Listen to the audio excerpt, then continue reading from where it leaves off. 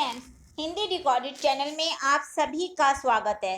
दोस्तों, कहानी गद्य साहित्य की सबसे अधिक रोचक एवं लोकप्रिय विधा है जो जीवन के किसी विशेष पक्ष का मार्मिक, भावनात्मक और कलात्मक वर्णन करती है।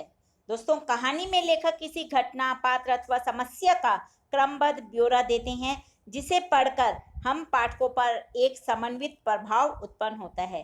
यानी कहानी वह विधा है जो लेखक के किसी उद्देश्य, मनोभाव जैसे उसके चरित्र, शैली, कथा विन्यास आदि को एक भाव से पुष्ट करे। तो आज के अध्याय में हम कहानी के विषय में ही जानेंगे। आज के इसमें हम जानेंगे इसकी परिभाषा, यानी कि कहानी किसे कहते हैं, इसके क्या तत्व हैं, साथ ही साथ कहानी की विकास यात्रा के विषय में भी हम चर्चा करेंगे। तो चलिए दोस्तों, शुरू करते हैं और जानते हैं अपना आज का अध्याय, कहानी पर टिप्पणी। दोस्तों, कहानी को किसी भी परिभाषा में बांध पाना आसान नहीं है। कहानी के लक्षणों या विशेषताओं को ध्यान में रखकर हम कह सकते हैं कि कहानी कथा तत्व प्रधान एक ऐसा खंड प्रबंधात्मक गद्य रूप है जिसमें जीवन के किसी एक अंश, एक स्थिति या एक तथ्य का उत्कृष्ट संवेदना के साथ स्वतः पूर्ण और प्रभावशाली चित्रण किया जाता है। इस साहित्यिक गद्य रूप में गठन, तीव्रता और प्रभावान्विति का विशेष ध्यान रखा जाता है। उपन्यास की भांति कहानी भी एक प्रधान गद्य विधा है और उपन्यास की भांति ही इसके 6 विद्वानों ने 6 तत्व निर्धारित करने के लिए एक पद्धति अपनाई है और 6 तत्व निर्धारित किए हैं, जो हैं कथानक, यानी कि उसकी कहानी जो कहानी का कथानक है, कहानी की जो मेन कहानी है, कथा है, उसको हम कथानक या कथा वस्तु कहते हैं। दूसरा है पात्र अथवा चरित्र चित्रण, यानी कि कहानी में जो भी पात्र है उनके विषय में जानकारी, संवाद, जिसके बिना कोई भी कहानी हो, उपन्यास हो, सब अधूरा है, उसे हम संवाद या कथोपकथन कहते हैं। वातावरण या देश काल, उस समय जब वो कहानी लिखी गई उस समय कैसा वातावरण था वह, और शैली, उसमें कौन सी शैली का प्रयोग किया है कहानी में, और साथ अंतिम है तत्व, इसका उद्देश्य। तो दोस्तों, ये 6 तत्व हैं जो एक कहानी की तात्विक समीक्षा के लिए विद्वानों ने जरूरी बताए हैं। लेकिन कहानी के तत्व के रूप में इन 6 तत्वों को ज्यों का त्यों स्वीकार नहीं किया जा सकता। उदाहरण के लिए आजकल कितनी भी कहानियां लिखी जा रही हैं, जिनमें कथानक का वह स्वरूप नहीं मिलता जिसका हम आरंभ से लेकर चरम सीमा तक उल्लेख करते हैं। यानी कि कोई ऐसा कथानक नहीं होता जो शुरू में, कहानी जब हम शुरू करते हैं तब से शुरू होता है और अंत तक वह उसी पर टिका रहे, कथानक सेम रहे। ऐसी बहुत सी कहानियां हैं।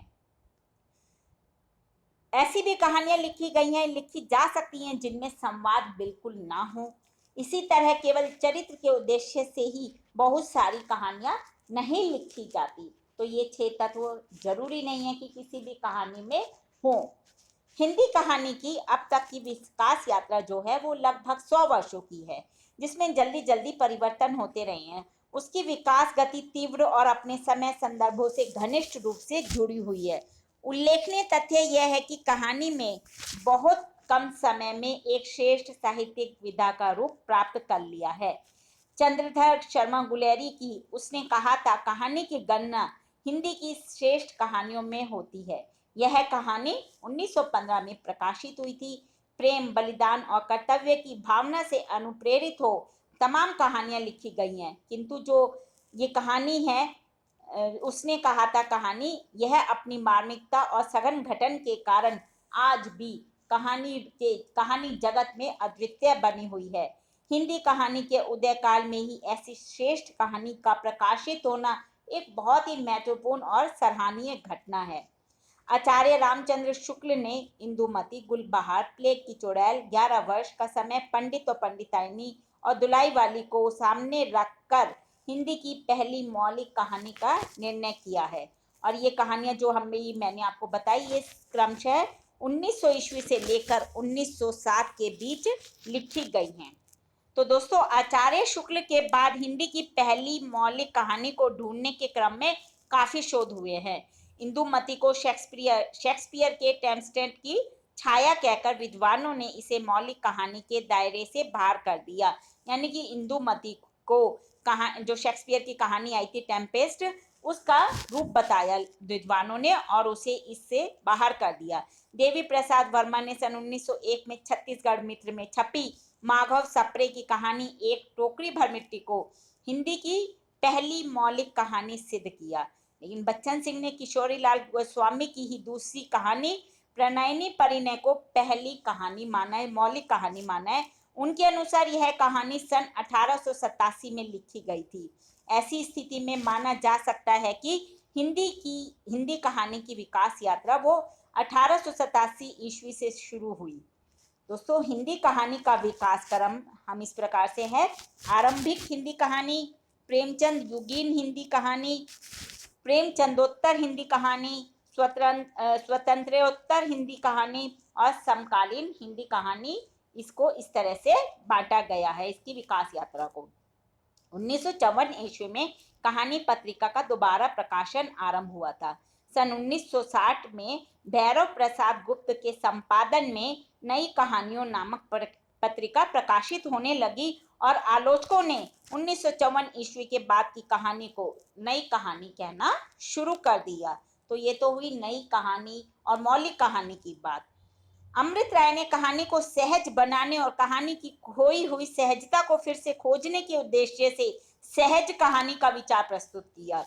उन्होंने सहजता की व्याख्या करते हुए लिखा कि मोटे रूप में सहजता की परिभाषा क्या दे सकते हैं कि हम इतना ही कह सकते हैं कि सहज वह है जिसमें आडंबर बनावट नहीं है, ओढ़ा हुआ मैनिज्म या मुद्रा कोश नहीं है, आईने के सामने खड़े होकर आत्मरति के भाव से अपने ही अंग प्रत्यंग को अलग अलग कोनों में निहारते रहने का प्रबल मोह नहीं है, किसी का अंधा अनुकरण नहीं है। उनके अनुसार वही कहानी सहज है। हिंदी में अकविता के दौर में ही अकहानी की संकल्पना भी उभर कर आई। अकहानी का मूल घोषित प्रतिपाद्यता नई कहानी के भोग हुए यथार्थ, अनुभव की प्रामाणिकता और प्रतिबद्धता जैसे खोखले नारों के खिलाफ एक सख्त कार्यवाही। दोस्तों, आ कहानी के लेखकों ने नकार या अस्वीकार का दर्शन स्वीकार किया था। राकेश वत्स ने सक्रिय कहानी की अवधारणा पर प्रकाश डालते हुए लिखा, सक्रिय कहानी का सीधा और स्पष्ट मतलब है आम आदमी की चेतनात्मक ऊर्जा और जीवंतता की कहानी, उस समझ, एहसास और बोध की कहानी जो आम आदमी की बेबसी, वैचारिक निहत्तेपन और नपुंसकता से निजात दिलाकर पहले अपने अंदर की कमजोरियों के खिलाफ खड़ा होने के लिए तैयार करने की जिम्मेदारी अपने सिर पर लेती है। सन 1982 में दिल्ली में जनवादी लेखक संघ की स्थापना और उसके राष्ट्रीय अधिवेशन के साथ ही हिंदी में जनवादी लेखन की तीव्रता आरंभ हुई और उसके बाद जनवादी कहानी पर कलम, कथन, उत्तरगाथा, उत्तरार्ध जैसी पत्रिकाओं में व्यापक रूप से चर्चा शुरू हो गई।